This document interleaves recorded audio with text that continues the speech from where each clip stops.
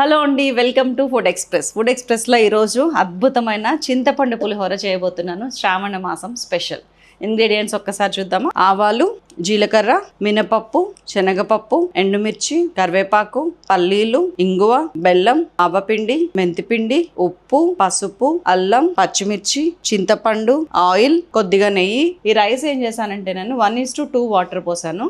కొంచెం ఒక అరగంట గంట నాననివ్వండి రైస్. ఆ తర్వాత 1:2 వాటర్ పోసి అందులో ఒక 1/2 టీ స్పూన్ పసుపు, 3 teaspoons oil, 1/2 teaspoon salt, ఈ 3 వేసి రైస్ వండేసి వామ్లో పడగానే ఇదిగోండి ఇట్లాగా బేసిన్లో తీసేసుకుంటే మనకి రైస్ ఆరుతుంది మంచిగా. ఇప్పుడు ఆరిన రైస్లోకి ఇంకా వేడిగా ఉండగానే మళ్ళీ ఇంకొక 3 టీ స్పూన్స్ పచ్చి నూనె, పచ్చి వేరుశనగ నూనె అంటారు చూసారా, అది కొంచెం పచ్చి కరివేపాకు వేస్తే ఇదిగోండి కరివేపాకు ఇట్లా నల్లగా అవుతుంది. కానీ ఆ ఫ్లేవర్ ఏమవుతుందంటే మనకి ఆ చింతపండు వాసన ఏదైతే ఉంటుందో అది తీసుకొస్తుంది. మర్చిపోకుండా వేడి అన్నంలో కొంచెం మళ్ళీ పచ్చి నూనె, కరివేపాకు వేయండి. ఇప్పుడు మనకి పార్ట్ 1 కంప్లీట్ అయిపోయింది, పక్కకు పెట్టేద్దాం. పార్ట్ 2 వచ్చి ఇప్పుడు ఒక కడాయి తీసుకోండి. దాంట్లో కొంచెం ఒక 3 టేబుల్ స్పూన్స్ ఆయిల్ వేసాను నేను.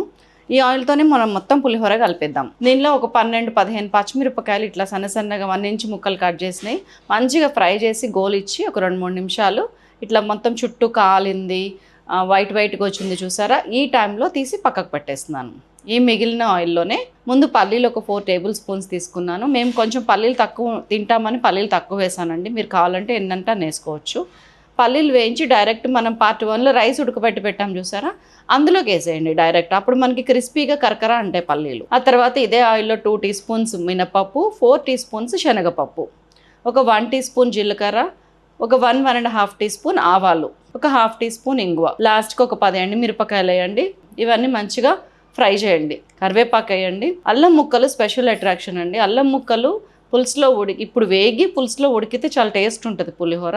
సో అల్లం సన్నగా ముక్కలు కట్ చేసి నేను ఇందులో వేసాను, మంచిగా ఫ్రై చేశాను. ఇంకా ఇది పక్కకు పెట్టేశాను. Part 2 complete. ఇప్పుడు పార్ట్ 3 వచ్చి మనకి చింతపండు ఇదిగోండి ఇట్లాగా గుజ్జు ఈజీగా తీయటం అంటే ఇట్లా అండి, మెత్తగా తీయాల్సిన అవసరం లేదు. ఒక 120 గ్రామ్స్ చింతపండు తీసుకున్నాను నేను 1/2 కేజీ బియ్యంకి.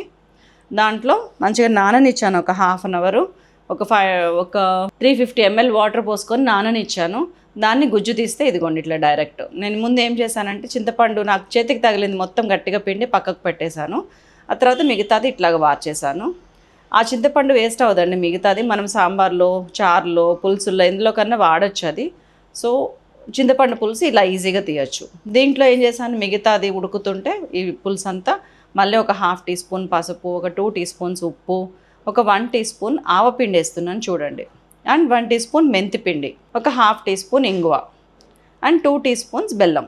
ఘీ కూడా లాస్ట్కి ఒక 3 టీ స్పూన్స్ వేస్తే సటిల్గా ఆ టేస్ట్ చాలా బాగుంటుంది. ఈ ఆవపిండి మెంతిపిండి కూడానండి మన టెంపుల్ పులిహోర అనుకున్నాం కదా, ఆ ఫ్లేవర్ ఆ టేస్ట్ రావాలంటే ఆవపిండి మెంతిపిండి చాలామంది వెయ్యండి, చాలా టేస్టీగా ఉంటుంది. అండ్ దీన్ని ఒక 5 to 7 మినిట్స్ వరకు మూత పెట్టేసి మంచిగా లో ఫ్లేమ్ మీద ఉడకనివ్వండి. చూసారా ఇదంతా బయటకు వస్తుంది, మనం వేసిన నెయ్యి కూడా బయటకు వస్తుంది. ఇప్పుడు దీంట్లో మనం వేసుకున్న తాలింపు అంతా కలిపేస్తున్నాను. అండ్ దెన్ మనం ఫ్రై చేసి పెట్టుకున్న గ్రీన్ చిల్లీస్ కూడా కలిపేస్తున్నాను. స్టవ్ కట్టేస్తున్నాను. జస్ట్ 1 నిమిషం పాటు మూత పెట్టి ఉంచేస్తే ఆ గ్రీన్ చిల్లీస్లోకి, ఎండుమిరపకాయల్లోకి పులుసు మంచిగా ఇంకుతుంది. ఇప్పుడు దీన్ని ఏం చేస్తారంటే పార్ట్ 4లోకి వచ్చేసాను. ఇప్పుడు మళ్ళీ అన్నం తీసుకొచ్చాను. ఫస్ట్ సగం చింతపండు పులుసు వేసి బాగా కలిపాను. ఒక 2 మినిట్స్ అట్లానే ఉండనిచ్చి అన్నంలోకి పులుసు సింక్ అయింది అని అనిపించినాక మళ్ళీ మిగతా చింతపండు పులుసు కూడా కలిపేశాను. కొంచెం ఉప్పు తగ్గింది అనిపించింది నాకు, ఒక 1 టీ స్పూన్ ఉప్పు యాడ్ చేస్తున్నాను. అలా మన వరలక్ష్మి వ్రతం స్పెషల్ పులిహోర రెడీ అయిపోయింది. ఇంకేంటి మరి, చేసేయండి, తినేయండి. బాబాయ్ అండి. మరొక అద్భుతమైన రెసిపీతో ఫుడ్ ఎక్స్ప్రెస్తో మీ దగ్గరికి మళ్ళీ వస్తాను.